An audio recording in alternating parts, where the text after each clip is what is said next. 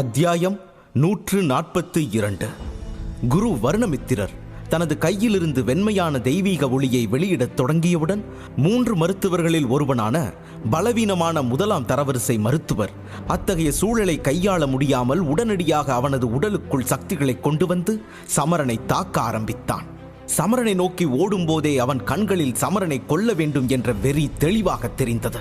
வருணமித்திரர் சமரன் ஆகிய இருவரில் சமரன் தான் மிகவும் பலவீனமானவனாக இருப்பான் என்பதை அவன் யூகித்திருந்தான். அதனால் தான் சமரனை தன் பலியாக தேர்ந்தெடுத்தான்.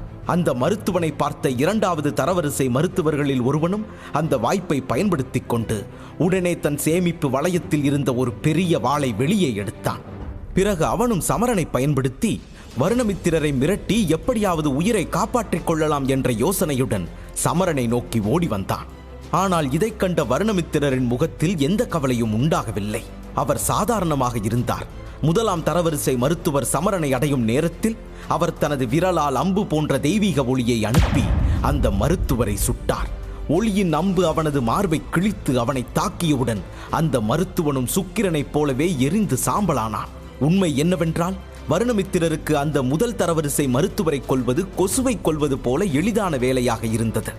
அதன் பிறகு அவர் தப்பி ஓட முயன்ற 2ஆம் தரவரிசை மருத்துவனிடம் பார்வையை திருப்பினார். ஆனால் அவர் அவனை தன் ஒளியால் தாக்குவதற்குள் அவன் முகத்தில் ஏதோ ஒரு புன்னகை வந்தது.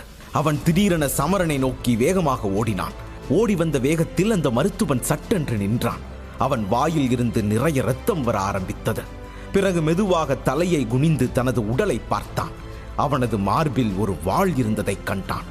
அவன் வலியுடன் திரும்பி பார்க்க அந்த வாள் அவனுடன் நின்றிருந்த மற்றொரு 2ஆம் தரவரிசை மருத்துவரின் கையில் இருந்தது. தன்னுடன் இருந்தவனே தனக்கு துரோகம் செய்து விட்டதை உணர்ந்தவனுக்கு கட்டுப்படுத்த முடியாத கோபம் வந்தது. இங்க பாரு, நீயும் பிழைக்க மாட்ட. இவங்கிட்ட இருந்து உன்னால ஓட முடியாது. இவங்க உன்னையும் கொல்லாம விட மாட்டாங்க என்று சாகும்போது தன்னை குத்திய மருத்துவனை பார்த்து கோபத்துடன் கத்தினான். இதை கேட்ட அந்த மருத்துவன் கோபத்தில் அந்த வாளை மேலும் உள்ளே நுழைத்தான். பின் அந்த வாளை அவன் வெளியே உருவிய போது உடல் முழுவதும் இரத்தம் தெறித்தது. அந்த மருத்துவனின் உடல் வேறொருந்த மரம் போல தரையில் அப்படியே சாய்ந்தது. அதன் பிறகு அவனை கொன்ற மருத்துவர் நிம்மதி பெருமூச்சு விட்டு வருணமித்திரரை பார்த்தான். பெரிய மருத்துவர் அவர்களே, நீங்க என்ன சொன்னாலும் செய்ய நான் தயாரா இருக்க. ஆனா தயவு செஞ்சு என்ன கொன்னுடாதீங்க என்று கெஞ்சினான். இந்த வைத்தியன் தனது தோழனை இரக்கமில்லாமல் கொன்றதை சமரன் பார்த்து கொண்டுதான் இருந்தான். இதனால் அந்த வைத்தியன் மீது கடும் கோபத்தில் இருந்தான். அதே நேரம் வருணமித்திரரும், பாத்துக்க சமரா, கவனமா பாரு. எப்பவும் இந்த மாதிரி நண்பர்கள் தான் எதிரிகளை விட ஆபத்தானவங்க. ஏன்னா நீ அவங்கள நம்பி திரும்பினா அந்த சந்தர்ப்பத்தை அவங்களோட தேவைக்கு பயன்படுத்தி நம்ம முதுகலியை குத்துற துரோகிங்க இவங்க என்றார். அதே நேரம் அந்த மருத்துவனின் கெஞ்சல் வார்த்தையை புறக்கணித்த வருணமித்திரர் அலட்சியமாக அவனை பார்த்தார். ஏனெனில் இவன் தன் உயிரை காப்பாற்றுவதற்காக புகழ்ந்து பேசுவது மட்டுமல்லாமல் எப்போது வேண்டுமானாலும் தங்களுக்கு துரோகம் செய்வான் என்று அவர் அறிந்திருந்தார். அதை கேட்ட சமரனும் கோபத்துடன் முஷ்டியை இறுக்கி தலையை ஆட்டினான். அந்த வைத்தியன் சமரனை காப்பாற்றியிருந்தான். ஆனால் அந்த மருத்துவனை விட வருணமித்திரர் வலிமையானவர் என்பதாலேயே அவன் அப்படி செய்தான். அதாவது நாளை வருணமித்திரரை விட வலிமையான ஒருவன் அவனது பக்கம் இருந்திருந்தால் அவன் சமரனை கொல்வது பற்றி இன்னொரு முறை யோசிக்க மாட்டான். இதற்கிடையில் வருணமித்திரர் திரும்பி அறைக்கு செல்ல தொடங்கினார். உள்ளே செல்லும் போது அவர் சமரனை நோக்கி, சமரா, எனக்கு இந்த மனுஷன் தேவையில்லை. அதனால நீ இவனை என்ன செய்யணுமோ செஞ்சுக்கோ, அது உன்னோட விருப்பம் என்று கூறிவிட்டு நேராக அறைக்குள் சென்றார். அவர் சென்ற பிறகு சமரன் ஆழ்ந்த மூச்சை இழுத்துவிட்டு எஞ்சியிருந்த மருத்துவனை பார்த்து புன்னகைத்தான். சுமார் 5 நிமிடங்களுக்கு பிறகு வருணமித்திரரின் அறைக்கு வெளியே யாரோ அலறும் அலறல் சத்தம் கேட்டது. ஆனால் அது வெகு விரைவிலேயே நின்றுவிட்டது. அந்த குரலை கேட்ட வருணமித்திரர் சமரன் அந்த மருத்துவனை என்ன செய்திருப்பான் என்று புரிந்து கொண்டு தன் கையில் எரிந்து கொண்டிருந்த வெண்மையான தெய்வீக ஒளியை ஊதி அணைத்தார். அப்போது அறைக்குள் நுழைந்தான் சமரன். அவன் உடல் முழுவதும் இரத்த வாசனை வீசியது. வருணமித்திரர் தற்சமயம் தன்னை பார்த்து கொண்டிருப்பதை கண்ட சமரன் சிரித்துக்கொண்டே, குருவே, அவன் ஒரு பச்சோந்தி மாதிரி. இவனை நான் இப்ப உயிரோட விட்டா திரும்ப தன்னோட நிறத்தை மாத்தி எப்ப நம்மளை கொல்லுவான்னு நமக்கே தெரியாது. அதனாலதான் நான் அவனை கொன்னு தூக்கி வீசிட்டேன் என்றான். இதை கேட்ட வருணமித்திரர் சிரித்தபடி தலையை ஆட்டினார். பிறகு பார்வையை திருப்பி ஜன்னல் வழியாக பார்த்தார். ஆயிரக்கணக்கான அடிகளுக்கு கீழே ஏதோ ஒரு பொன்னிலத்தை அவர் கண்டார். அதை பார்த்து சிரித்துக்கொண்டே சமரனிடம், சமரா, நாம பாலைவன நகரத்தை அடைய போறோம். அதனால இந்த பறவையிலிருந்து நாம இப்பவே கிளம்பி பறந்து போயிடலாம். இல்லனா இந்த பெரிய பறவையிலிருந்து நாம இறங்கும் போது இதுல இருந்த 4 மருத்துவர்களும் காணாம போயிட்டாங்கன்னு எல்லாரும் நம்ம மேல சந்தேகப்பட்டு நம்மள சூழ்ந்துடுவாங்க. அப்புறம் அதை சமாளிச்சுட்டு நாம புலிப்பாலைவனத்துக்கு போக நமக்கு அதிக நேரம் ஆயிடும் என்றார். சமரன் தலையாட்ட உடனே வருணமித்திரர் நேராக சமரனின் வளையத்திற்குள் சென்று மறைந்தார். சமரனின் முதுகில் இருந்து மாயக்கழுகு ரெக்கைகள் வெளியே வந்தன. சமரன் கதவை தாண்டி குதித்து கீழே பார்த்தான். பின் தனது ரெக்கைகளை காற்றில் வேகமாக அசைத்து மேலெழும்பத் தொடங்கினான். உடனே ஒரு ஊதா நிற சக்தி சமரனின் உடல் முழுவதும் சூழத் தொடங்கியது. சமரன் தனக்கு பக்கத்தில் பறந்து கொண்டிருந்த மாயப்பறவையை பார்த்தான். அது தன் பெரிய ரெக்கைகளை விரித்து மிக வேகமாக பறந்து கொண்டிருந்தது. அந்த பறவை பறப்பதை சிரித்தபடியே பார்த்துவிட்டு சமரன் தன் சக்தியை பயன்படுத்தி அந்த பறவையை விட வேகமாக பறக்க ஆரம்பித்தான். இந்த காட்சி அந்த நீல வானத்தில் ஊதா நிற ஒளி ஒன்று புலிப்பாலைவனத்தை ஒட்டிய நகரமான பாலைவன நகரத்தை நோக்கி வேகமாக நகர்வதைப் போல தோற்றம் தந்தது. சமரன் அந்த நகரத்தை நெருங்கும் போது ஒரு வித்தியாசமான வெப்பத்தை உணரத் தொடங்கினான். அவன் பார்வை கீழே சென்றது. அவன் தற்போது புலிப்பாலைவனத்தின் மீது பறந்து கொண்டிருப்பதை கண்டான். இதை பார்த்த சமரன், என் பயிற்சியோட கடைசி இடம் இந்த புலிப்பாலைவனம். புலிப்பாலைவன மக்களே, சந்தோஷமா கொண்டாடுங்க. இன்னைக்கு பாஞ்சால நகரத்து இளவரசன் உங்களுக்கு மத்தியில வந்திருக்கான் என்று தனக்குள் சொல்லி சிரித்துக் கொண்டான். சமரன் பாலைவன நகரத்திலிருந்து 100 மீட்டர் தொலைவில் இருந்தபோது அவன் தனது பறக்கும் வேகத்தை குறைக்கத் தொடங்கினான். அதன் பின் அவனது உடலில் இருந்து வெளிவந்த ஊதா நிற சக்தியும் படிப்படியாக குறையத் தொடங்கியது. அதை கவனித்த சமரன் காற்றில் மிதந்தவாறு மெல்ல உயரம் குறைத்து கடைசியில் தரையில் இறங்கினான். அத்துடன் சமரனின் முதுகில் இருந்த ராஜாளியின் மந்திர ரெக்கைகள் அவன் முதுகில் குத்தப்பட்டிருந்த பச்சைக்குள் மறைந்து போயின. தரையிறங்கிய சமரன் முதலில் தன் ஆடையில் இருந்த தூசியை சுத்தம் செய்துவிட்டு புலிப்பாலைவனத்தை ஒட்டியிருந்த மஞ்சள் நிற நகரத்தை ரசனையுடன் பார்த்தான். சமரனின் முகத்தில் அழகாக புன்னகை மலர்ந்தது. சொல்லப்போனால் அந்த இடம் பாலைவனத்திற்கு மிக அருகில் இருந்ததால் அங்குள்ள காற்று மிகவும் சூடாகவும் வறண்டதாகவும் இருந்தது. மறுபுறம் சூரியனும் தனது முழு சக்தியுடன் வானத்தில் பிரகாசித்துக் கொண்டிருந்தது. அதன் காரணமாக நிலம் அடுப்பு போல வெப்பமடைந்திருந்தது. இந்த இடத்துல நடக்கிறவங்களுக்கும் இங்க இருக்கிறவங்களுக்கும் சுடுதண்ணி வைக்கிற வேலை மிச்சம்தான். வீட்டுக்கு வெளியே தண்ணியை நிரப்பி வச்சாலே போதும். கொஞ்ச நேரத்திலேயே அந்த தண்ணி கொதிக்க ஆரம்பிச்சிடும். இன்னும் கொஞ்ச நேரம் விட்டா அந்த தண்ணி ஆவியாவே காத்தோட கலந்து போயிடும் போல என்று தனக்குள் சொல்லி சிரித்துக் கொண்டான் சமரன். மொத்தத்தில் இந்த இடம் சாமானியர்களுக்கு நல்லதல்ல.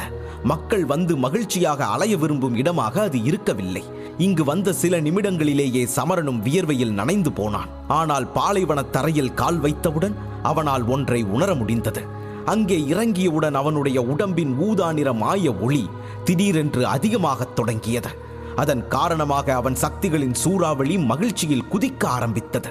வெப்ப காற்று தன்மேல் மோதுவதை சமரன் உணர்ந்தவுடன் அவன் கண்கள் பெரிதாகியது. அப்பாடி, என்ன வெயில் இந்த காட்டு காட்டுது! நெருப்பையும் பூமியையும் அடிப்படை சக்தியை அடைஞ்சவங்க மட்டும்தான் இங்க வசிக்க முடியும் போல என்று தன் மனதில் நினைத்துக் கொண்டான் சமரன். அப்போது திடீரென மோதிரத்தின் உள்ளே இருந்து வருணமித்திரர் சிரிக்கும் சத்தம் கேட்டது. அவர் சிரித்துக் கொண்டே, ஆமா சமரா, உன் என்ன சரிதான். இந்த இடம் நெருப்பும் மண் சக்தியும் உள்ளவங்களுக்கு மட்டும்தான் உகந்தது. அது மட்டும் இல்ல, இந்த இடத்துல உன்னோட சக்திகளை நீ பயிற்சி செய்யறது மூலமா நீ நிறைய நன்மைகளை பெறலாம். அது மட்டும் இல்லாம உன் உடல்ல இருக்கிற மந்திர ஒளிக்கு தேவையான சூரிய வெப்பமும் இதனால ரொம்ப மகிழ்ச்சியா இருக்கிற மாதிரி தெரியுது. ஆனா நீ மட்டும் இருக்கியே, என்னத்த சொல்றது? உன் முகத்தை கொஞ்சம் பாரு. நாம இப்பதான் வந்திருக்கோம், ஆனா நீ அதுக்குள்ள இந்த இடத்தை பார்த்துட்டு குறை சொல்ல ஆரம்பிச்சிட்ட. உண்மையை சொல்லணும்னா இந்த கோடை காலத்திலே இந்த வெயில்ல வந்து பயிற்சி எடுக்கிறது ரொம்ப கஷ்டம்தான், ஆபத்தானதும் தான், நான் ஒத்துக்கிறேன். அதனாலதான் இப்படிப்பட்ட இடத்துல உன்னை பயிற்சி செய்ய சொல்றேன். இந்த மாதிரி இடத்துல நீ பயிற்சி செஞ்சா உன்னோட பயிற்சி சக்தி இதெல்லாம் அதிகரிக்கும். அது மட்டும் இல்ல, உன்னை யாரும் வேடிக்கை பார்க்க இங்க வரமாட்டாங்க என்றார். இதை கேட்ட சமரன் மௌனமாக தலையை ஆட்டினான். வெதுவெதுப்பான காற்றை உணர்ந்து மெதுவாக முன்னேறி நடந்தான். பின் அவன் பாலைவன நகரத்திற்கு அருகில் வந்தபோது அவன் கண்களில் பலர் தென்பட்டனர். அங்குள்ள மக்களை உன்னிப்பாக கவனித்த சமரன் அந்த ஊரின் ஆண்கள் தங்கள் மேல் உடலை வெளிக்காட்டி வைத்திருப்பதை கண்டான். மேலும் அவர்கள் தாங்கள் எவ்வளவு வலிமையானவர்கள் என்பதை அனைவருக்கும் காட்ட விரும்பினர். அங்குள்ள பெண்கள் மற்றும் சிறுமிகளை பொறுத்தவரை கடுமையான வெயிலால் அவர்களின் நிறம் கோதுமையாக மாறியிருந்தது. மேலும் அவர்களின் இடுப்பு மற்ற நகரங்களின் பெண்களை விட அதிகமாக தோய்ந்தது போல இவனுக்கு தோன்றியது. சமரன் அந்த நகரத்தை சுற்றி பார்த்து கொண்டே நடந்தான். அவன் ஒரு பெரிய கதவு முன் வந்து நின்றான். அந்த கதவில் சிவப்பு நிறத்தில் எழுதப்பட்ட 2 பெரிய வார்த்தைகள் இருந்தன. கூர்ந்து கவனித்த போதுதான் அந்த சிவப்பு நிறத்தின் காரணம் இரத்தம் என புரிந்து கொண்டான் சமரன். அவன் அந்த வார்த்தைகளை தாழ்ந்த குரலில் பாலைவன நகரம் என்று சொல்லி பார்த்தான். சமரனின் முகத்தில் புன்னகை மலர்ந்தது. அவன் நேராக அந்த கதவுக்குள் நுழையத் தொடங்கினான். அங்கே வாசலில் ஏறக்குறைய 10 போர் வீரர்கள் கவசங்களை அணிந்து கைகளில் ஈட்டிகளை ஏந்தியபடி நின்று வாசல் வழியாக உள்ளே வருபவர்கள் அனைவரையும் ஊருக்குள் நுழையவும் தங்கவும் வரிகட்டச் சொல்லி சத்தமிட்டுக் கொண்டிருப்பதை சமரன் கண்டான். அவர்களை கண்ட சமரன் வியப்படைந்தான். கடும் வெயிலையும் பொருட்படுத்தாமல் அவர்கள் உடல் முழுவதும் கவசத்தால் மூடப்பட்டிருப்பதை கண்ட சமரனின் மனதில் ஒரு கேள்வி எழுந்தது. இந்த ராணுவ வீரர்கள் எல்லாம் ஏன் இப்படி கண்காணிச்சிட்டு இருக்காங்க? கருங்கல் நகரம் மாதிரி ஒரு பெரிய நகரத்தோட வீரர்களை விட இங்க இருக்கிற இந்த வீரர்களை பார்த்தா ரொம்ப ஆபத்தானவங்களா தெரியுது என்று முனகினான். அவன் யோசனை சரிதான் என்பது போல அந்த படையினர் மக்கள் மீது கோபப்பட்டு பலமுறை கூச்சலிட்டு கத்தினர். அதற்கு காரணம் அங்கு நிலவிய கடும் வெயில்தான். அந்த வெப்பத்தால் கண்காணித்துக் கொண்டிருந்த காவலர்கள் மன உளைச்சலுக்கு ஆளாகினர். அதனால் உண்டான கோபத்தை தான் அவர்கள் மக்கள் மீது வெளிக்காட்டிக் கொண்டிருந்தனர். ஒரு வீரன் யாரையாவது கோபம் கொண்டு தாக்கினால் பிரச்சனை பெரிதாகாமல் இருக்க மற்றொரு வீரன் மக்கள் அனைவரையும் தடுத்து நிறுத்திக் கொண்டிருந்தான். இது அங்கு எப்பொழுதும் நடக்கும் ஒரு நிகழ்வுதான். இதை பார்த்த சமரனின் முகத்தில் கொஞ்சம் கவலை தென்பட ஆரம்பித்தது. அதன் பின் அவன் தலையை ஆட்டிவிட்டு நேராக ஊருக்குள் செல்ல ஆரம்பித்தான். பொதுவாக விராட ராஜ்யத்தில் மருத்துவர்களும் அரச குடும்பத்தை சேர்ந்தவர்களுக்கு நிகரான அந்தஸ்தை கொண்டிருந்தனர் என்பது அனைவரும் அறிந்ததே. பேரரசின் எந்த நகரத்தின் வீரர்களும் அவர்களிடமிருந்து வரி வசூலிக்க முடியாது. கூர்ந்து கவனித்தால் ஒரு மருத்துவருக்கு இந்த சிறிய வரித்தொகை பெரிய விஷயம் இல்லை. ஆனால் சிறப்பு அந்தஸ்தில் இருந்ததால் சலுகைகளுடன் அனைத்து மருத்துவர்களும் மகிழ்ச்சியாக இருந்தனர். அப்போது சமரன் கதவு வழியாக உள்ளே செல்வதைக் கண்டு சிரித்த காவலன் ஒருவன், ஏ தம்பி, இங்க எழுதியிருக்கிறது நீ பார்க்கலையா? விதியை மீறினா உனக்கு தண்டனை நிச்சயம். அதனால என்ற காவலனின் வார்த்தைகள் சமரனின் சிறப்பு மருத்துவ அங்கியை பார்த்ததும் அப்படியே நின்றது. ஒரு சிறுவன் அந்த அங்கியை அணிந்திருப்பதை பார்த்து சுயநினைவை இழந்தவன் போல ஆனான் அந்த காவலன். தன் தலையில் வழிந்த வியர்வையை துடைத்துக் கொண்டு சமரனிடம், அதாவது ஐயா, நீங்க புலிப்பாலைவனத்துக்கு போக விரும்புறீங்களா என்று பணிவுடன் கேட்டான். இதை கேட்ட சமரன் நிற்காமல் நடந்து கொண்டே தலையை ஆட்டிவிட்டு, ஆமா, அதுல உங்களுக்கு ஏதாவது பிரச்சனையா என்று கேட்டான். வீரன் வேகமாக தலையை ஆட்டி மறுத்தான். அதை பார்த்த சமரன் தன் நடையின் வேகத்தை குறைக்காமல் உள்ளே நடந்து கொண்டே இருந்தான். சமரன் தன் முந்தைய பேச்சை பொருட்படுத்தாமல் விட்டுவிட்டதை கண்ட வீரன் மகிழ்ச்சி அடைந்தான். நல்ல வேளை அவர் நான் பேசுறத பெருசா எடுத்துக்கல, இல்லனா நான் பெரிய பிரச்சனையில மாட்டியிருப்பேன் என்று நினைத்த வீரன் ஏதோ யோசித்து சமரனிடம், ஐயா, புலிப்பாலைவனத்துல நாகபுரம் மக்கள் அழிவை உருவாக்குறதா எங்களுக்கு செய்தி வந்திருக்கு. அதனால நீங்க அந்த ஆளுங்க கிட்ட கொஞ்சம் கவனமாவே இருங்க என்று கத்தினான். அந்த வீரனின் எச்சரிக்கையை கேட்டு தலையை ஆட்டிய சமரன் நிற்காமல் நடந்தான். ஆனால் மனதளவில் அவன் சொன்ன விஷயத்திற்கு தன்னை தயார்படுத்த ஆரம்பித்தான். பிறகு அந்த நகரத்திற்குள் சென்ற சமரன் அந்த வீரனின் கண்களில் இருந்து மறைந்தான். அதனால் நிம்மதி பெருமூச்சு விட்ட அந்த வீரன், இன்னைக்கு எப்படியோ தப்பிச்சிட்டேன். நான் ஒரு மருத்துவர்கிட்ட இப்படி பேசினது மட்டும் என் முதலாளிக்கு தெரிஞ்சா அவர் நிச்சயமா என்ன கொன்னிருப்பார் என மனதுக்குள் நினைத்து ஆறுதல் அடைந்தான். மறுபுறம் சமரன் நகரத்திற்குள் நுழைந்தான். அங்கு பல காலியான கட்டிடங்களை கண்டான். இந்த பாழடைந்த இடத்தை பார்த்த சமரனுக்கு தான் எங்கே இருக்கிறோம் என்று புரியவில்லை. உடனே அவன் மோதிரத்தை பார்த்து, குருவே, இப்ப நாம எங்க போகணும்? இது என்ன ஊர்ல யாருமே இல்லாம இருக்காங்க? பேசாம நாம நேரா புலிப்பாலைவனத்துக்கு போயிடலாமா என்று கேட்டான். இதை கேட்ட வருணமித்திரர் உடனே வளையத்திற்குள் இருந்தபடி சமரனுக்கு பதிலளித்தார். எது, நேரடியா புலிப்பாலைவனத்துக்கு போக போறியா? போகலாம், தாராளமா போகலாம். ஆனா நீ புலிப்பாலைவனத்துக்கு போனா அங்க போனதுக்கு அப்புறம் தண்ணிக்கு என்ன பண்ணுவ? அந்த இடத்துக்கு போனதுக்கு அப்புறம் உணவை பத்திய கவலையை விடு. தாகத்தை தணிக்க தண்ணிக்காக வீடு வீடா அலைஞ்சு திரிஞ்சு தாகத்தாலேயே செத்துடுவேன். பரவாயில்லையா என்றார். இதை கேட்ட சமரனின் முகத்தில் லேசான புன்னகை மலர்ந்தது. சரி சரி குருவே, நான் பாலைவனத்துக்கு போறது இதுதான் முதல் முறை. அதனால எனக்கு அதை பத்தி எதுவும் தெரியாது. ஏதோ ஆர்வத்துல கேட்டுட்டேன். சரி, இப்ப சொல்லுங்க, நம்மோட அடுத்த கட்ட நடவடிக்கை என்ன என்றான். லிங்க் டிஸ்கிரிப்ஷனில் கொடுக்கப்பட்டுள்ளது.